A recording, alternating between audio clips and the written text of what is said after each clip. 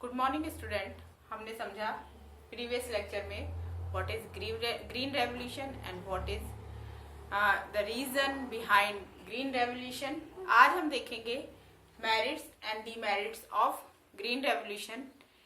Green revolution के prospect में एक बात तो क्लियर है कि ग्रीन रेवोल्यूशन की जो स्ट्रेटेजी प्लान की गई थी वो कहीं ना कहीं केवल प्रेजेंट प्रोस्पेक्ट से प्लान की गई थी, जो कि जिसने कि उस समय के प्रेजेंट ऑब्जेक्टिव्स को फुलफिल किया, लेकिन एक long term behind the present situation देखकर ग्रीन रेवोल्यूशन की स्ट्रेटेजी नहीं प्लान की गई थी, जिसके फलस्वरूप जो इन फ्यूचर हमें ग्रीन रेवोल्यूशन के बहुत सारे ड्रॉबैक देखने को मिले।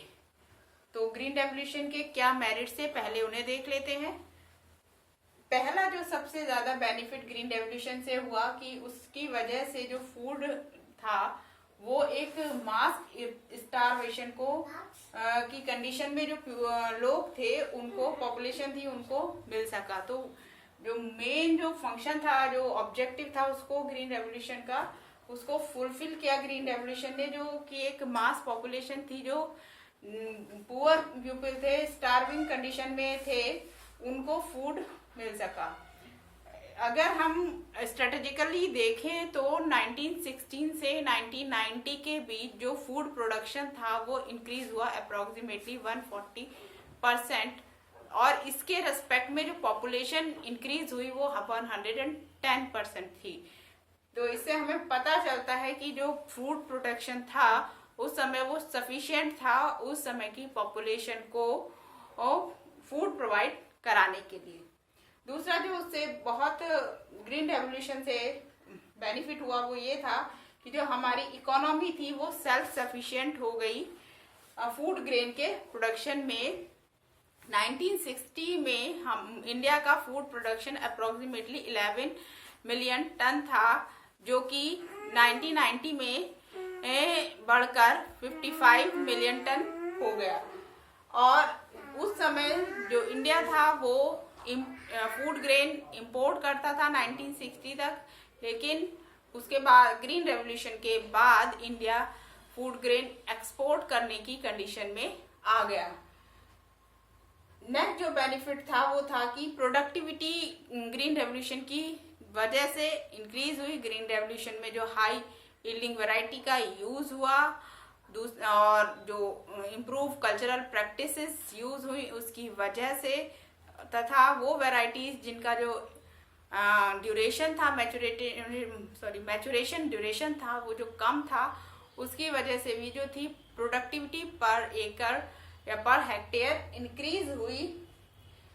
टेक्नोलॉजी ने जो एग्रीकल्चर को बहुत इजी बना दिया। बहुत सारी ऐसी लैंड थी बिफोर ग्रीन रेवोल्यूशन जिसमें ह्यूमन पावर के साथ वर्क करना इम्पॉसिबल था, लेकिन ग्रीन रेवोल्यूशन के दौरान टेक्नोलॉजी का यूज करके वहां भी फर्टाइल लैंड क्रिएट कर एग्रीकल्चर की गई। थ्रेशिंग, कल्टीवर वगैरह जो इतनी भी टेक्नोलॉजिकल इंस्ट्रूमेंट थे वो ग्रीन रेवोल्यूशन के पीरियड में ही उनका डेवलपमेंट हुआ। पेस्टिसाइड और इंसेक्टिसाइड के यूज ने पेस्ट और इंसेक्ट को कंट्रोल करने में काफी हद तक मदद की और बहुत अधिक मात्रा में पेस्ट और इंसेक्ट को कंट्रोल किया, जिससे जो पेस्ट और इंसेक्ट से जो क्रॉप लॉस हो रहा था वो काफी कम हो गया। ग्रीन रेवोल्यूशन की वजह से बहुत सारी इंडस्ट्रीज को सपोर्ट मिला, जिससे एम्प्लॉयमेंट भी क्रिएट हुआ। इसके अलावा भी ग्रीन रेवोल्यूशन की वजह से जो कॉस्ट ऑफ फूड ग्रेन्स था वो डिक्रीज हुआ, जिसकी वजह से हर तरह के कंज्यूमर की फूड ग्रेन पर रीच पहुंची। ये सारे जो थे मेरिट्स थे ग्रीन रेवोल्यूशन के, लेकिन इसके कुछ डीमेरिट्स भी थे, जिससे ग्रीन रेवोल्यूशन अपने उस ऑब्जेक्ट को फुलफिल नहीं कर पाया जो कि लॉन्ग टर्म होने चाहिए थे। उसके डीमेरिट्स देखते हैं। सबसे बड़ा डीमेरिट जो ग्रीन रेवोल्यूशन की वजह से हुआ वो ये था ड्रॉबैक कि बायोडाइवर्सिटी का लॉस हुआ। आप इस बात से ही अंदाजा लगा सकते हैं कि 1970 से लेकर अब तक approximately 1 lakh indigenous rice variety India से लॉस हो चुकी है।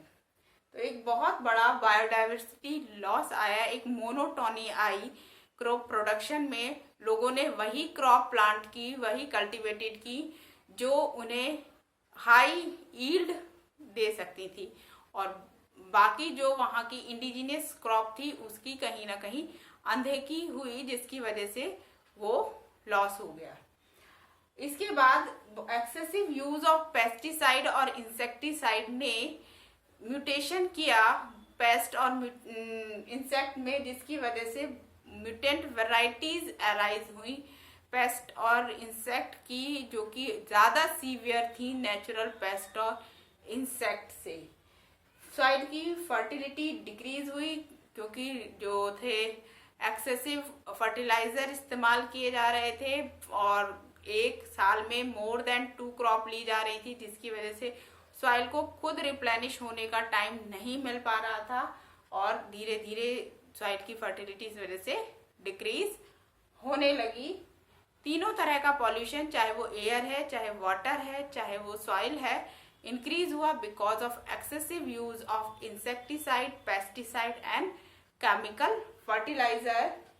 ग्राउंड वाटर रिसोर्स डिक्रीज हुए क्योंकि जो ग्रीन रेवोल्यूशन की जो फूड प्रोडक्शन की स्ट्रेटेजी में एक स्ट्रेटेजी ये भी थी कि प्रॉपर इरिगेशन चैनल को डेवलप किया जाए, जिसकी वजह से most of the fresh water का इस्तेमाल ग्रीन एग्रीकल्चर सेक्टर में किया गया, और एक्सेसिव फ्रेश वाटर के यूज से जो ग्राउंड वाटर का टेबल है वो नीचे हुआ, क्योंकि जो मेन सोर्स था उस ग्रीन रेवोल्यूशन में इरिगेशन के लिए वो ग्राउंड वाटर था, जिसे मतलब डिफरेंट टेक्नोलॉजी से बोरिंग के थ्रू एग्रीकल्चर के यूज में लाया गया।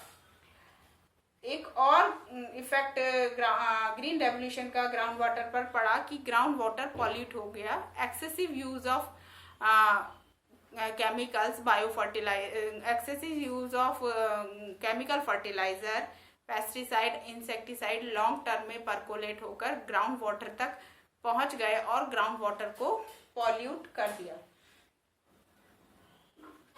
एक और चेंज जो कि ग्रीन रेवोल्यूशन से लॉन्ग टर्म पर देखने को मिला कि जो पॉपुलेशन की जो फूड हैबिट थी वो चेंज होने लगी।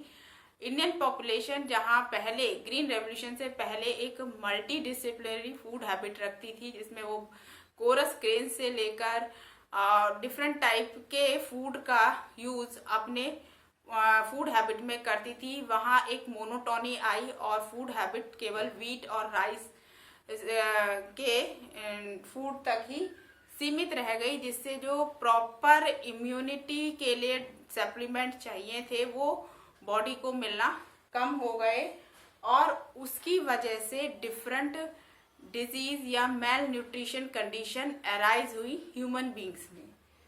इसके अलावा भी excessive use of chemical fertiliser and pesticide ने जो फूड की जो नेचुरल क्वालिटी है उसे डिक्रीज किया, और different chemical originated disease like cancer का जो हुए उनकी जो टेंडेंसी थी वो इंक्रीज हुई। एक और जो ड्रॉबैक ग्रीन रेवोल्यूशन से आया वो था कि एक्सेसिव यूज ऑफ फर्टिलाइजर ने जो सॉइल था उसको लॉन्ग टर्म में जो अनकल्टिवेटेड अनप्रोडक्टिव कर दिया, जिससे जो एरिया था अनकल्टिवेटेड लैंड का वो बढ़ गया। इस तरह से हमने देखा कि ग्रीन रेवोल्यूशन से क्या फायदे और क्या नुकसान हुए। ग्रीन रेवोल्यूशन से प्रेजेंट प्रोस्पेक्टिस में फायदे हुए और उसने प्रेजेंट गोल को भी अचीव किया, लेकिन क्योंकि ग्रीन रेवोल्यूशन की स्ट्रेटेजी फॉर्म करने में कहीं ना कहीं लॉन्ग प्रोस्पेक्टिव का अभाव था, जिसकी वजह से उसमें बहुत सारे नुकसान भी हुए, जिसकी वजह से वो जो ग्रीन रेवोल्यूशन जो एक गोल लेकर चला था उसे वो 100% अचीव नहीं कर पाया। आई थिंक आपको ग्रीन रेवोल्यूशन की मेरिट्स एंड डीमेरिट्स अच्छे से समझ में आ गई होंगी। फिर भी अगर आपको इससे रिलेटेड कोई भी दिक्कत है तो आप मुझे कमेंट में बता सकते हैं। Thank you very much.